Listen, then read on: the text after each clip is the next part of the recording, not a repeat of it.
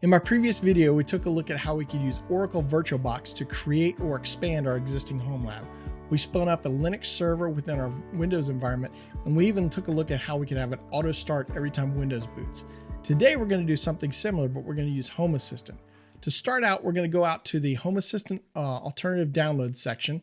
I've got all the links down in the description below, so go ahead and follow along there if you need the links.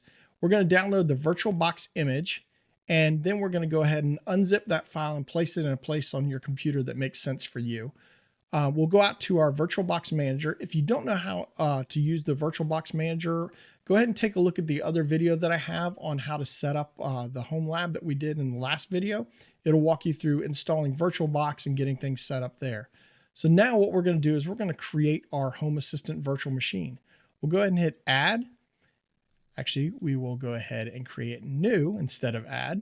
And we're going to type Home Assistant. We're just going to call it Home Assistant. And then we need to do a few settings within this. First thing is it's not a Windows machine. It's going to be actually based on Linux. We're going to select Linux 2.6 and it'll automatically fill out the version down here. So you should have something similar to this.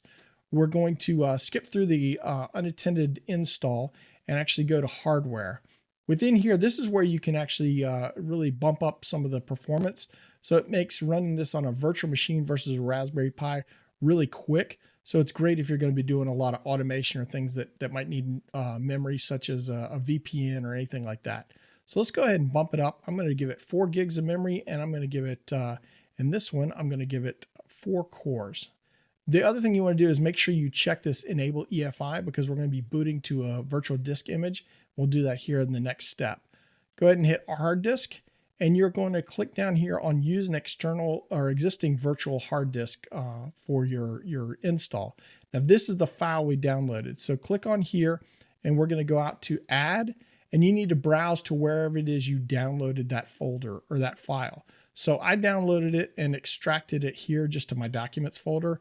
You may have a different place, so go ahead and wherever you extracted that VDI file, go ahead and select that, hit open, and we'll go ahead and hit choose. So we'll choose that. So now it's going to use that virtual disk image. We'll hit finish, and now it's almost ready to go. We need to make 2 changes. We're going to go into the settings of this machine, and we're going to change the network settings so that it's a bridged adapter. You want to select whichever Ethernet port that you want to use for this. You can't use wireless for this, like Wi-Fi.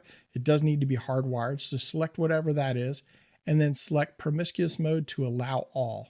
And then within audio, so you can have any audio setups working on it, select Intel HD Audio as the audio controller. Go ahead and hit OK. And at this point, you're ready to start things up. We'll hit start, and it'll bring up a new window and start the install of your Home Assistant virtual machine. So you'll see this, it'll kind of get a bigger machine, automatically boot into things and start to give you all kinds of messages. While this is booting up, if you like these kind of videos, go ahead and hit subscribe down below. Give it a thumbs up if you like it. And if you have other videos that you'd like to see, go ahead and let me know about those in the comments section.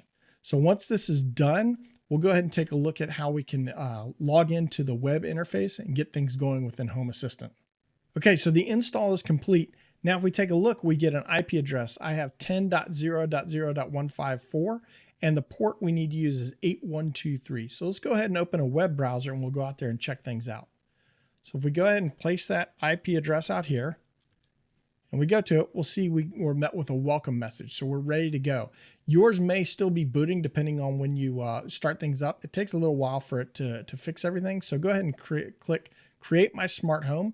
And from here, we're going to go ahead and fill out all of our information. We're going to add in your name, your username, and a password, and then we'll be able to go into Home Assistant. We'll go ahead and say your home location. I'm not going to put mine in, so we'll just say I'm in Amsterdam. You can select the country that you're in. I'm in the United States, and we'll go ahead and hit next, and it'll take us right into Home Assistant. Okay, here we are. We're in your very own Home Assistant virtual machine running an Oracle VirtualBox on Windows. The next thing you can do is take a look at the settings, add some devices or some integrations that work for you. I'm going to be doing some videos in the future on Node-RED and MQTT. If you want to see how you can make this automatically boot every time your machine boots up, take a look at this video here at the end.